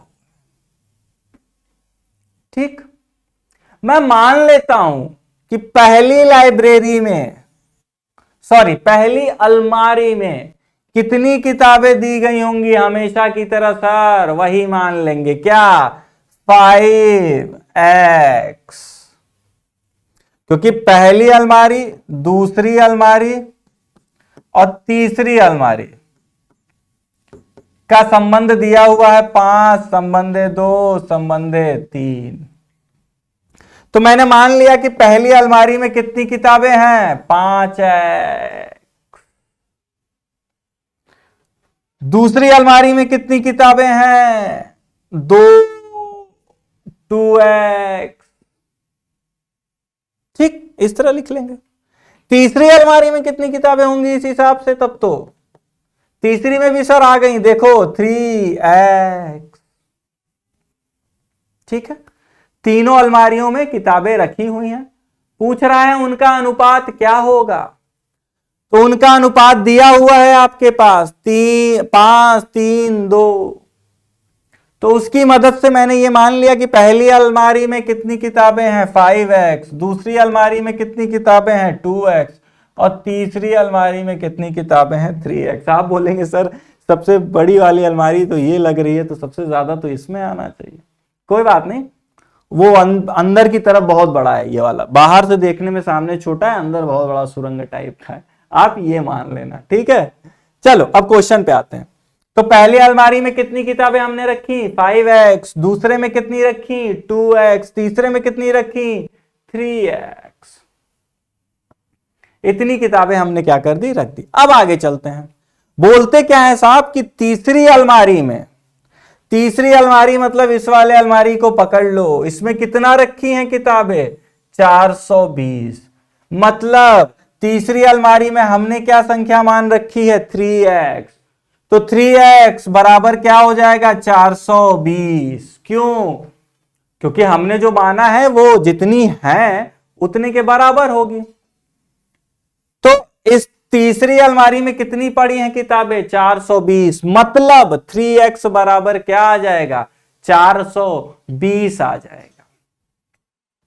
ये हमने मान रखा था तीसरी में इतनी है, तो जो माना है और जो है वो दोनों आपस में बराबर भी तो होनी चाहिए ना, क्वेश्चन सही दिशा में जाए तो x बराबर कितनी आ गया, 3 से काटो इसे, x बराबर 140 आ गया। समझ में आ गई बात? अब आगे चलते हैं। तो लाइब्रेरी में कुल कितनी किताबें हैं? लाइब्रेरी में टोटल कितनी किताबें हैं? सर पहली अलमारी में 5x है, दूसरी में 2x है, तीसरी में 3x है। इन तीनों को अगर जोड़ दें, मतलब इन तीनों को अगर मैं जोड़ दूं सर, मतलब 5x plus 2x plus 3x, तो कितना आ गया 10x। समझ में आ रही है बात? तो इस पूरे अलमारी में कितनी किताबें हैं 10x हैं सर। x की वैल्यू कितनी आई निकल के 140, वहां रख दो, यहां रखा तो क्या आ गया, यहां रखा तो क्या आ गया 10x बराबर 140 गुणे 10, 10 तो यहां 10, x की जगह पे 140, या इसको यूं लिख लो कुछ, 10 गुणे x की जगह पे क्या रखेंगे 140, मतलब 10x बराबर 1400। 10x क्या था, पूरी किताबों की संख्या थी। तो पूरी अलमारी में कितनी किताबें थी 10x, 10x कितना आ गया मेरा x की वैल्यू रखने के बाद 1400, तो मतलब अलमारी में कितनी किताबें हैं 1400। समझ में आ गई बात? आगे चलते हैं। अच्छा ये क्वेश्चन देखो, ये कई एग्जाम में, ये जितने भी अब क्वेश्चंस हैं ये कहीं ना कहीं एग्जाम के ही क्वेश्चन हैं आपके, कुछ मैंने क्वेश्चन एग्जाम से ही उठाए हैं। तो आगे चलते हैं। ये क्वेश्चन बड़ा मजेदार है, बहुत इजी है, एक लाइन का क्वेश्चन है, इसमें ज्यादा कुछ करना नहीं है, लेकिन आपकी अंडरस्टैंडिंग उस तरीके से होनी चाहिए क्वेश्चन के साथ, क्वेश्चन को पढ़ के समझना और एक लाइन में इसका सिर्फ जवाब देना है। क्या बोल रहे हैं, किसी बॉक्स में 1 दर्जन शीशे हैं, उनमें से कुछ टूट गए हैं, तो निम्नलिखित में से कौन सा अनुपात टूटे हुए और बिना टूटे हुए शीशों का नहीं हो सकता है? पढ़ लिया क्वेश्चन? क्या कह रहे हैं, मजेदार बात बताओ। मान लेता हूं कि 1 दर्जन शीशे हैं, किसी एक बॉक्स है, इसमें 1 दर्जन मतलब 12 शीशे रखे हुए, किसी कारण से उसमें से 5 क्या हो गए टूट गए, बचेंगे कितने 7। ठीक, मैं अगर बोलूं कि टूटे हुए का या फिर जो टूटे हैं उनका और जो अभी सही है बचे हुए हैं उनका अनुपात निकालो, तो आप क्या निकाल दोगे सर, टूटे हुए ये हैं बचे हुए ये हैं, तो 5/7 मतलब 5 संबंधे 7। ठीक, आगे चलो। मान लेते हैं कि जो टूटे थे वो 4 थे और जो बचे हैं वो कितने हैं 8 हैं। क्या माना कि जो टूटे हैं वो कितने हैं 4 हैं, जो बचे हुए हैं वो कितने हैं 8 हैं। अब मैं पूछूं कि टूटे हुए और बचे हुए में संबंध निकालो या रेशियो निकालो उनका, तो आप क्या कर दोगे सर 4/8 मतलब 1 संबंधे 2। अच्छा चलो ये तो आ गया। अब एक बात बताओ मेरे को कि अगर मैं 5 और 7 को जोड़ूं, 5 और 7 को जोड़ूं तो वो कितना आएगा 12। टोटल कितने यहां शीशे थे 12, तो अगर मैं 12/12 करूं तो आंसर कितना आएगा 1। मतलब कि 12 पूर्ण तरीके से भाज्य हो जाएगा, किससे डिवाइड हो जाएगा, किससे 12 से। अच्छा, इन दोनों को जोड़ो अब, 1 और 2 को, कितना आया 3, तो 12/3 किया तो ये कितना आ गया 4 आ गया। मतलब कि 12 3 से भी क्या है डिवाइड हो जाएगा। दशमलव में जवाब नहीं आना चाहिए, तो देखो नहीं आया, 4 आ गया। मैं मान लेता हूं कि 6 टूट गए और 6 बचे हुए हैं, तो इनका जो टूटे हुए और बचे हुए में एक संबंध आया, वो क्या आएगा 1:1 का सर। अब ये 1:1, 1 और 1 क्या कर दो ऐड कर दो, ऐड करके क्या आया जोड़ने के बाद 2। अब मैं क्या किया 12/2 किया, यहां भी सर फिर से भाज्य हो गया, मतलब 2 से 12 कट जाएगा, कितना आएगा 6 आएगा। तो कहीं ना कहीं अब आप ये समझ जाओ कि जो टूटे हुए और जो बचे हुए हैं, मतलब कि टूटे नहीं है, बिना टूटे हुए जो शीशे हैं, उनका जो भी रेशियो आएगा, जैसे 5:7, 1:2, 1:1, इनको जोड़ के जब 12 से भाग दिया जाएगा तो वो क्या हो जाएगा 12 उस संख्या से आसानी से कट जाएगा। अब आओ यहां पे भी वही काम अप्लाई करते हैं जो अभी हमने पढ़ा। 12 शीशे दिए हुए, 1 और 3 जोड़ो, कितना हुआ 4/4 किया, 12 तो 4 से कट ही जाता है 3 बार में, तो ये ऑप्शन नहीं होगा। उसके बाद 2 और 1 कितना हुआ 3 हुआ, 12/3 किया तो 4 बार में कट जाएगा, ये ऑप्शन भी नहीं होगा। क्यों नहीं होगा, क्योंकि क्वेश्चन में क्या पूछा है कि कौन सा अनुपात, तो निम्नलिखित में से कौन सा अनुपात टूटे हुए और बिना टूटे हुए शीशों का नहीं हो सकता, मतलब इसमें से कौन सा अनुपात गलत है। तो ये वाला तो सही था क्योंकि कट गया, यहां भी ये क्या है सही है। अब इसको 1 और 1 कितना हुआ 2, 12/2 कितना आ गया 6, ये भी क्या हो गया, यहां पे भी 12 2 से भी भाग हो जाएगा 12 का, कितनी बार में 6 बार। आगे चलते हैं, यहां क्या है 2 और 3, इनको जोड़ो कितना आएगा 5, तो 12/5 करो। क्या 5 के टेबल में जब 5 का पहाड़ा आप पढ़ रहे होते हो तो कहीं 12 आता है, नहीं आता है, मतलब 12 का भाग 5 से बिना दशमलव के प्रयोग किए तो नहीं हो सकता। समझ में आ रही है बात। तो ये क्या हो गया गड़बड़, मतलब आंसर क्या आ गया मेरा सी, 2 संबंधे 3, ये है टूटे हुए और बिना टूटे हुए शीशों का अनुपात नहीं हो सकता, बाकी सारे हो सकते हैं, ये वाला संबंध गलत है, ऐसा कभी भी अनुपात नहीं आएगा अगर 12 शीशे हैं तो। समझ में आ रही है बात। आगे चलते हैं, एक बार फिर से मैं ऐसे ही प्रश्न लेके आया।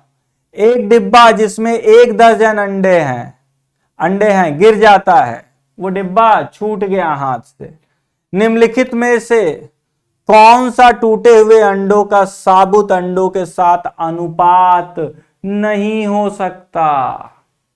सबसे पहले ये ध्यान देना है कि डिब्बे में अंडे कितने हैं 1 दर्जन, और 1 दर्जन बराबर 12 होता है, ठीक। मतलब इस डिब्बे में कितने अंडे हैं 12 अंडे हैं। समझ में आया कि नहीं। अब आगे चलते हैं, यहां से चेक करना शुरू करते हैं। 5 + 7 कितना होगा 12, 12/12 कट जाएगा सर एक बार में ही, तो मतलब ये नहीं होगा। 1 और 2 कितना हुआ 3, 12/3 सर कितना आ गया 4 बार में, मतलब ये भी करेक्ट नहीं है। मतलब कि ये टूटे हुए और बिना टूटे हुए का सही अनुपात हो सकता है, जो अनुपात गलत हो उसे हमें खोजना है। यहां आते हैं, ये कितना है 1 + 6 मतलब 12/6, ये भी सर कट गया 2 बार में। ये कितना है 1 और 4 मतलब 12/5 सर मिल गया। ये है हमारा ऑप्शन। ये अनुपात टूटे हुए और साबुत अंडों का नहीं हो सकता, तो ये है मेरा आंसर। बात आ गई समझ में? आगे चलते हैं। अगला क्वेश्चन क्या कहा जा रहा है? अच्छा, 16 और 36 का मध्यानुपाती क्या होता है? हमने अनुपात पढ़ा, समानुपात पढ़ा। अरे ये अनुपात का ही तो सिंबल है और यही पूरा चैप्टर पढ़ रहे हैं। समानुपात ये हमने पढ़ा, ठीक। अब बात आती है कि सर मध्यानुपाती क्या होता है? मध्यानुपाती क्या होता है? आओ अब थोड़ा सा पहले कहानी समझेंगे, फिर प्रश्न पे आएंगे हमेशा की तरह। मान लेता हूं मैं आपके सामने दिया हुआ है A/X, ठीक, बराबर X/B। मतलब A के बटे में जो संख्या है वही बराबर में उसी संख्या के बटे B हो जाएगा। इस तरह के हालात आपके सामने दिए हुए हैं। क्या? A/X बराबर X/B। तिरिया गुणा करेंगे तो क्या आ जाएगा? A गुणे B, B इधर जाएगा, X उधर जाएगा, तो X गुणे X को क्या लिखेंगे? X²। तो इसको क्या लिख सकते हैं? X बराबर इस तरीके से। ये आ गया। ये जो X है इसी को मध्यानुपाती कहते हैं। इस संबंध को क्या कहेंगे? मध्यानुपात कहेंगे। और ये जो x की वैल्यू जब निकल के आएगी, या इस x को क्या कहेंगे? मध्यानुपाती। और मध्य नाम ही समझ में आ रहा है कि ये इसके कहां है? बीच में। कैसे बीच में है? देखो ऐसे, इसको मैं ऐसे लिख सकता हूं, a संबंधे x बराबर x संबंधे b। ये दोनों x मध्य में आ रहे हैं, इस वजह से क्या हो जाएंगे? मध्यानुपाती हो जाएंगे। तो x को क्या बोलेंगे? मध्यानुपाती बोलेंगे। अब आप समझ गए होंगे कि इस क्वेश्चन में क्या करना है आपको। मध्यानुपाती मतलब x बराबर 16 एवं 36 का मध्यानुपाती ज्ञात करना है, ठीक। तो x बराबर 16 गुणे 36, इसको ऐसे लिख लो, ठीक।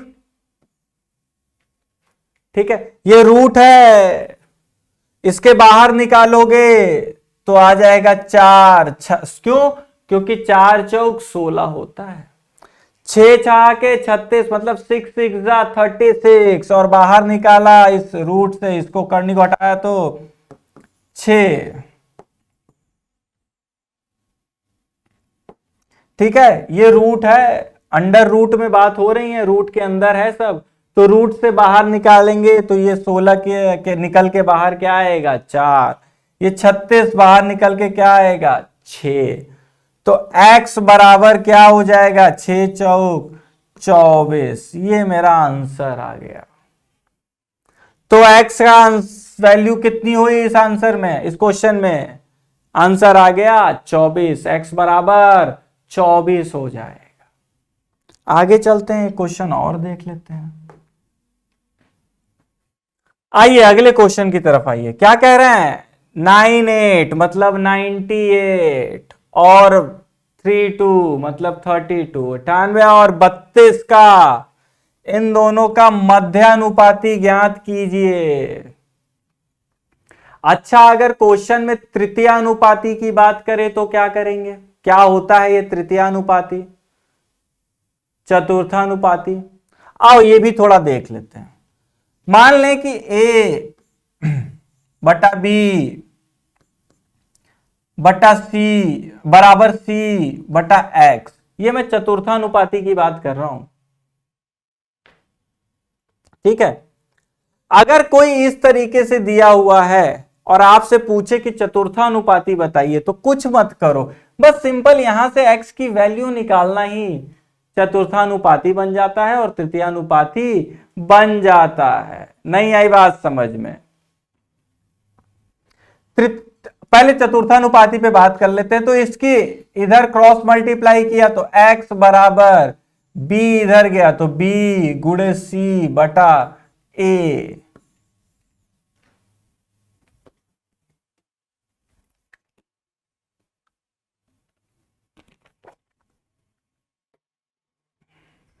समझ में आई बात?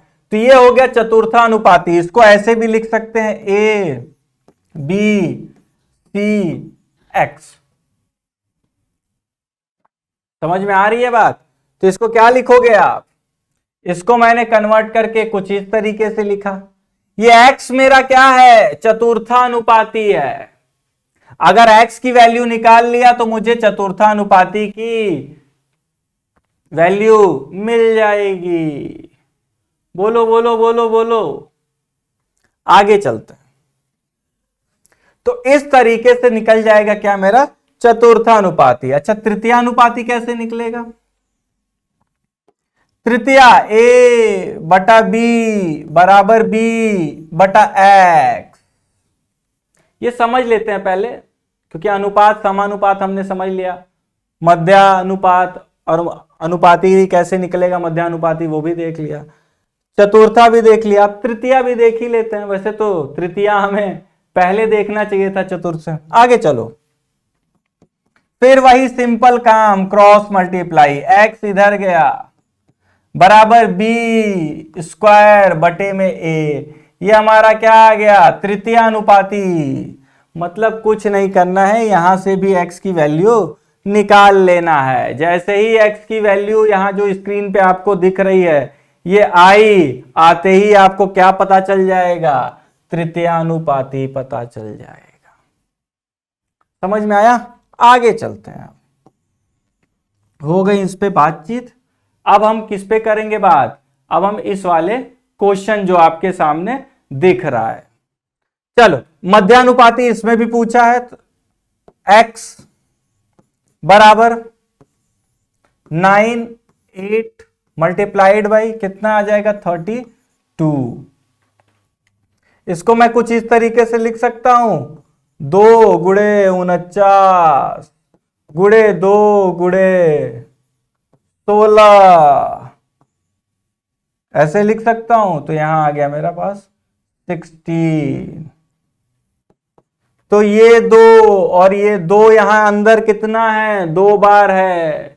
2 गुणे 2 भी तो है, या यूं कह लो 49 को बाहर निकाला तो 7 आ गया। इस स्क्वायर रूट से बाहर निकाला किसको? 49 को, तो कितना आ गया? 7 आ गया।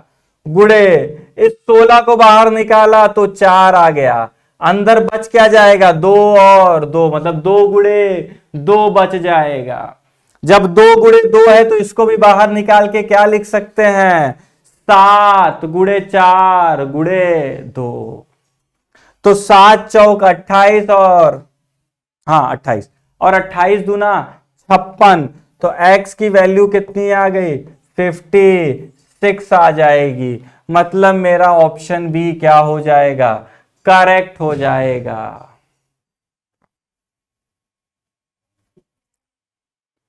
समझ में आई बात? तो अगले क्वेश्चन की तरफ बढ़ते हैं, आओ।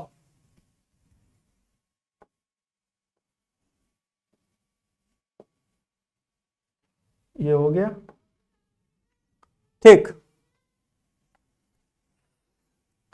अच्छा, अब देखते हैं अगला क्वेश्चन क्या कह रहे हैं कि x ने 150 में से 105 अंक प्राप्त किए।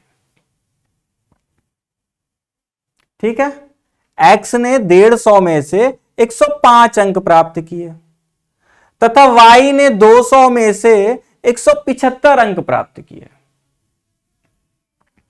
चलो इस तरह लिख लेते हैं, x ने 105 में नंबर प्राप्त किए, कितने में से? 150 में से। आपके जब एग्जाम में कॉपी वगैरह आती है तो ऐसे ही आती है ना, 105/150, मतलब 150 में से आपने कितना स्कोर किया है एग्जाम में? 105 नंबर। y ने कितना किया? y ने 175 किया, कितने में से? 200 में से।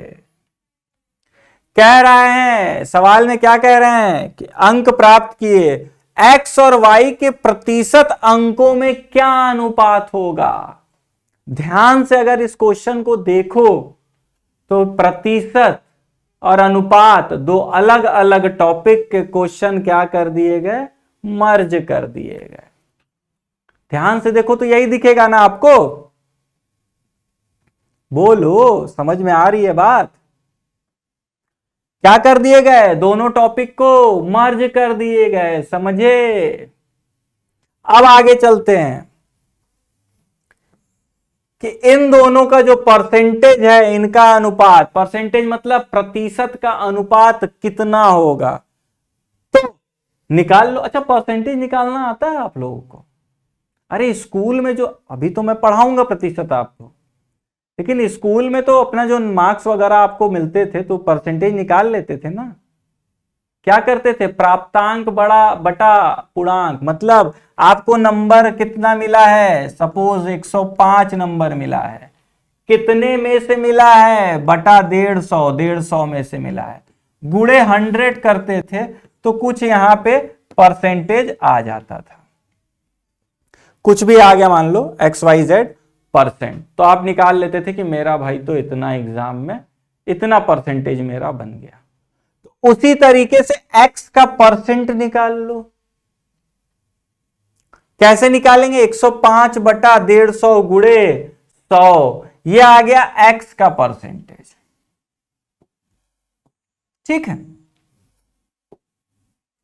y का परसेंटेज क्या आएगा? y का आएगा 175/200 गुणे 100। ये किसका परसेंटेज आ गया? y का आ गया। क्या पूछा जा रहा है? x और y के प्रतिशत, ये y का परसेंटेज इतना आया, ये x का परसेंटेज इतना आया, तो x बटा y करना है, इनके परसेंटेज का अनुपात निकालना है। और जब भी अनुपात निकालना होता है जिस भी चीज का, तो क्या करते हैं? बटे में कर देते हैं। x और y का, तो x ऊपर रखेंगे, y नीचे रखेंगे, कितना? 175/200 गुणे 100। ये जो भी, ये किसका आ गया? x और y के परसेंटेज का ये अनुपात होगा जब इसको सॉल्व कर लेंगे। तो सॉल्व करते हैं, 100 से 100 गया, ठीक, ये 0 से 0 गया,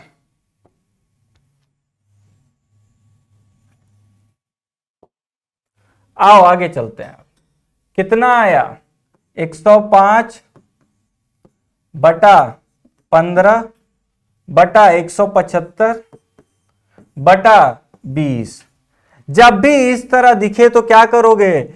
सबसे ऊपर और सबसे नीचे वाले, ये तो आपको पता ही होगा, सबसे ऊपर और सबसे नीचे वाले का एक साथ गुणा और बीच के दोनों का एक साथ, तो ये 20 ऊपर चला जाएगा, तो 105 गुणे 20, इसको हटा दो। 105 गुणे 20 बटे में 15 गुणे 175, तो 175 गुणे 15। समझ में आई बात यहां तक? क्या ये 15, 105 15 से कट जाएगा? बिल्कुल। कितने बार? 7 बार। ठीक, अब फिर आगे चलते, ये कैलकुलेशन है मजदूरी, ये आप लोग को करना चाहिए। अब इसको क्या करो, फिर से 5 से काटो तो 4, इसको 5 से काटो तो कितना आएगा, ये आ गया आपका 5 से 3 और 2 इधर गया तो 5, 35 आ गया। अब ये 7 से कटा तो ये कितना आ गया 5, मतलब 4/5। यही है दोनों के प्रतिशतों का अनुपात। ध्यान देना, इसमें दोनों के प्रतिशत का अनुपात निकालना था आपको। तो पहले दोनों का हमने प्रतिशत निकाला, तो ये आया इस x का प्रतिशत और ये आया y का प्रतिशत। जब इसको सॉल्व किया तो ये दोनों आए, इन दोनों को क्या किया, डिवाइड किया, तो निकल के आया 4/5। तो x का प्रतिशत बटा y का प्रतिशत बराबर 4/5, मतलब 4:5 आ गया। कितना आ गया, 5 आ गया। तो मेरा आंसर क्या हो गया, ए करेक्ट, 4:5 हो गया। इतनी बात समझ में आई कि नहीं? यही है ना क्वेश्चन? हाँ यही, आगे चलते हैं। अच्छा, कोई एक भिन्न दिया है 6/7। कितना दिया है, 6/7 दिया हुआ है। भिन्न 6/7 को, अब 6/7 है, ये मैं चाहता हूं कि कुछ इसमें ऐसा कारनामा किया जाए कि ये क्या हो जाए, 16/21 हो जाए। ये है अभी कितना, 6/7, लेकिन कुछ इसमें ऐसा तोड़ मड़ोड़ किया जाए सर कि ये क्या हो जाए, 16/21 हो जाए। अच्छा, तोड़ मरोड़ कैसे करना है वो आगे बताएंगे कि भिन्न 6/7 को भिन्न 16/21 के बराबर करने के लिए 6/7 के अंश तथा हर में क्या घटाया जाना चाहिए। अंश और हर में से क्या ऐसा घटा दें कि ये क्या बन जाए, 16/21 हो जाए। एक बात बताओ, अगर मैं 6 में से x और 7 में से भी x घटा दूं, देखो जो घटाओगे सेम घटाना है, दोनों ऊपर नीचे। अंश और हर में से मैंने क्या घटाया, दोनों में से मैंने x घटा दिया, और घटाते ही ये मान लिया कि अब ये कितना हो गया, 16/21 हो गया। नहीं आई बात? बोल रहा है ना कि अंश तथा हर में कुछ ऐसा घटाओ या कितना घटाओ कि ये कितने के बराबर हो जाए, 16/21। तो मैंने मान लिया कि मैंने अंश और हर में x घटा दिया, 6 - x कर दिया, इसीलिए 7 - x कर दिया, और घटाते ही मुझे क्या मिल जाए, बराबर 16 कितने के बराबर आ जाए, 16/21 के बराबर आ जाए।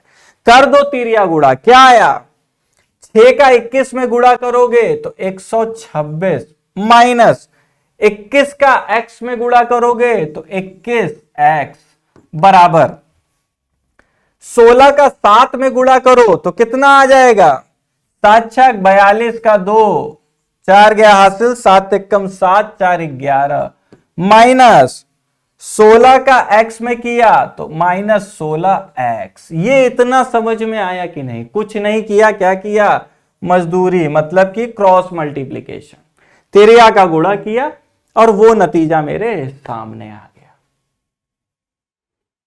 ठीक है, चलो अब क्या करना है, 21 को मैं उधर लेके गया और 112 को इधर, तो 126 माइनस 112 बराबर 21x माइनस 16x।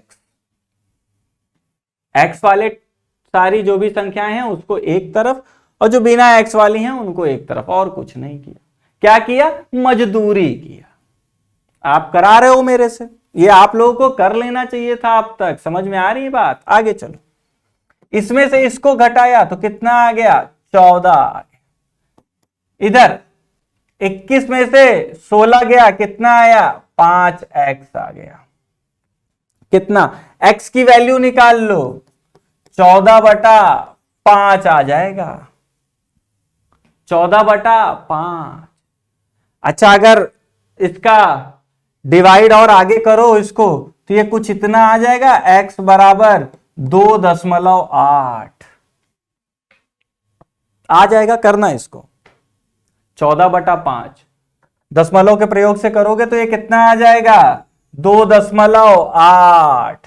मतलब कि x की जगह आप कितना रखोगे? बस 2.8। तो 6 और 7 में से, अंश और हर में से क्या घटाना है? दोनों में से 2.8। 2.8 आप घटा दो, घटाते ही आपको ये संख्या कहां पहुंच जाएगी? 16/21 पे पहुंच जाएगी। ये बात समझ में आई? बहुत अच्छी बात। आगे चलते हैं।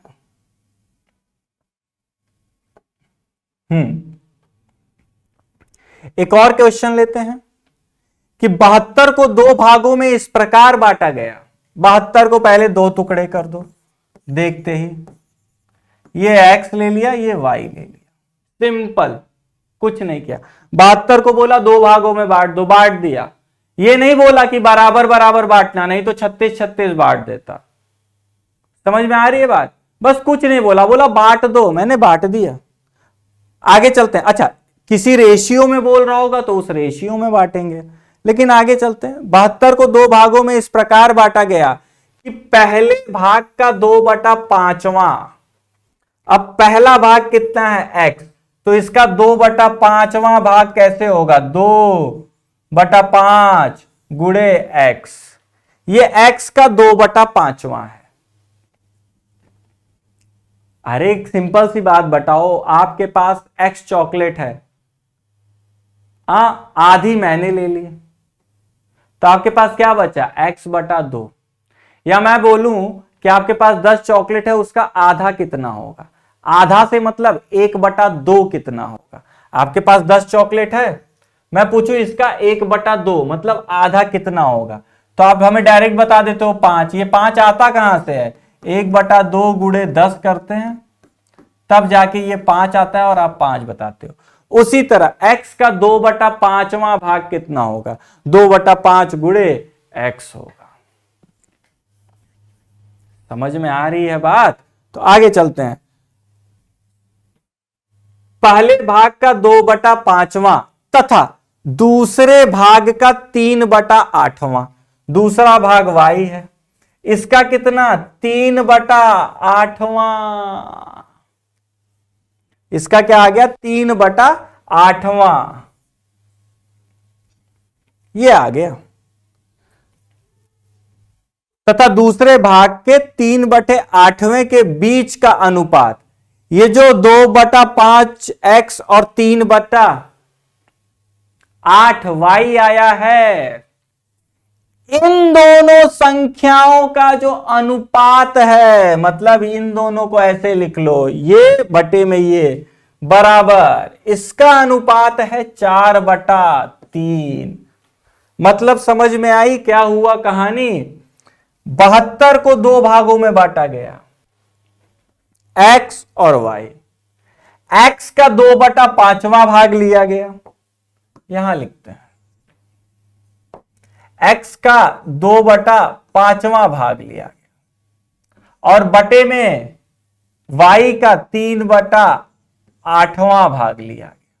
बोल रहा है ये जो भाग हमने लिया है 2/5 और 3/8, इन दोनों का जब अनुपात निकाला जा रहा है, यही तो कह रहे हैं कि पहले भाग का 2/5 तथा दूसरे भाग के 3/8 के बीच का, इन दोनों के बीच का अनुपात कितना निकल के आ रहा है? 4/3 निकल के आ रहा है। x और y का अनुपात नहीं है, x के 2/5 और y के 3/8 का अनुपात निकल के आ रहा है कितना? 4/3। तो हमने क्या कर दिया? ये लिखा और बटे में ये लिखा, बराबर 4/3। यहां तक की कहानी समझ में आ गई। ठीक है, तो आगे चलते हैं। इसको हटाओ अब। तो दूसरा भाग क्या है, मतलब दूसरा भाग से मतलब यह है y की वैल्यू चाहिए। तो पहले यहां पे थोड़ा कुछ काम कर लिया जाए। क्या काम किया जाए यहां पे देखते हैं। अच्छा, इसको मैं क्या बोला था कि 2/5 x बटे में 3/8 y बराबर 4/3 दिया हुआ है। मैंने क्या बोला था, 2 और 8 का गुणा हो जाएगा, बीच वालों का एक साथ हो जाएगा, मतलब 2 गुणे 8 x बटे में 5 गुणे 3 y बराबर 4 गुणे 3। यही होगा ना, बोलो। आगे चलते हैं। ये आ गया। अब ये 4 से 8 कटा 2 बार में, ये 3 से 3 कटा 1 बार में, मतलब क्या आ गया 4, मतलब 4x बटे में 5y बराबर 1/1। इधर तो सब कट के खत्म, तो इसको मैं इधर फेंक दूं तो 4x बराबर 5y आ गया। y को इधर और 4 को इधर ही कर देते हैं, तो x बटा y 5/4। ये x और y में क्या आ गया, संबंध आ गया। संबंध से क्या मतलब है सर, संबंध से मतलब है कि x संबंधे y कितना आ जाएगा, 5 संबंधे 4। समझ में आई बात। और ये आते ही मैं मान लूंगा क्या कि x कितना है मेरा, x बराबर मैं क्या लिख सकता हूं 5a, y बराबर मैं क्या लिख सकता हूं 4a, जो शुरू में मैंने बताया था, गोल घूम के फिर से वहीं आ गया।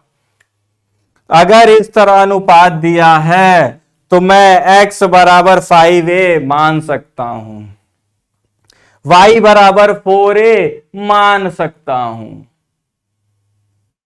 आगे चला जाए, चलो। अब क्या बोला था आपको, एकदम शुरू शुरू में पहुंचो तो x और y बराबर क्या है, x प्लस y बराबर क्या है 72 है। क्यों, क्योंकि 72 के 2 भाग हैं, कितना x और y, तो इन दोनों भागों को जोड़ दिया जाए, मतलब x प्लस y बराबर 72 है। ये बात आई समझ में। आगे चलते हैं। तो x की वैल्यू कितनी है 5a प्लस y की वैल्यू कितनी है 4a, इसकी बराबर कितना लिख दोगे 72। कुछ नहीं किया, x और y दोनों को जोड़ोगे तो कितना मिलेगा 72, यही मिलेगा ना। तो x की वैल्यू 5a आई, y की वैल्यू 4a आई, इन दोनों को जोड़ोगे तो क्या मिलेगा 72। 9a बराबर क्या मिलेगा 72, 9 से ये कटा 8, तो a बराबर क्या मिल गया 8 मिल गया। दूसरा भाग बताना है, दूसरा भाग कौन है y, और y बराबर क्या है 4a, तो a की वैल्यू यहां रख दी है 4 इंटू 8, तो y बराबर क्या आ गया 32। ये मेरा आंसर ए करेक्ट है। समझ में आई बात, कुछ नहीं किया, जो है आपके सामने। जैसे जैसे क्वेश्चन कहता जाए वैसे वैसे धीरे धीरे एक एक स्टेप आगे बढ़ते चले जाना है, लास्ट में आप आंसर तक पहुंच ही जाएंगे। तो ये रेशियो एंड प्रोपोर्शन जो हम लोग आज कर रहे थे, इस पे आप देखें, मैं यहीं पे ये टॉपिक रोक रहा हूं। मैं तरह तरह के वैरायटी ऑफ क्वेश्चंस यहां पे आपको अलग अलग क्वेश्चंस कराए, जिससे कि थोड़ी सी, ज्यादा नहीं, थोड़ी सी आपको रेशियो, अनुपात और समानुपात में क्या चल रहा है मामला वो समझ में आ जाए थोड़ा सा। इसके बाद आपकी ड्यूटी है कि आप और क्वेश्चंस को इस पे अब प्रैक्टिस करना शुरू कर दें। जितना प्रैक्टिस करेंगे उतना ही आपका काम आसान होता चला जाएगा। ठीक है, तो विश्वास करूं कि आप सब अब आगे रेशियो एंड प्रपोर्शन, अनुपात के क्वेश्चन, समानुपात के क्वेश्चन, प्रश्न जितने मिले उतने हल करते चले जाइए। डेफिनेटली आपको क्या मिलेगी, एक दिन रेशियो एंड प्रोपोर्शन के कंसेप्ट क्लियर मिलेंगे आपको। चलो, तब तक के लिए बाय, मिलते हैं अब अगले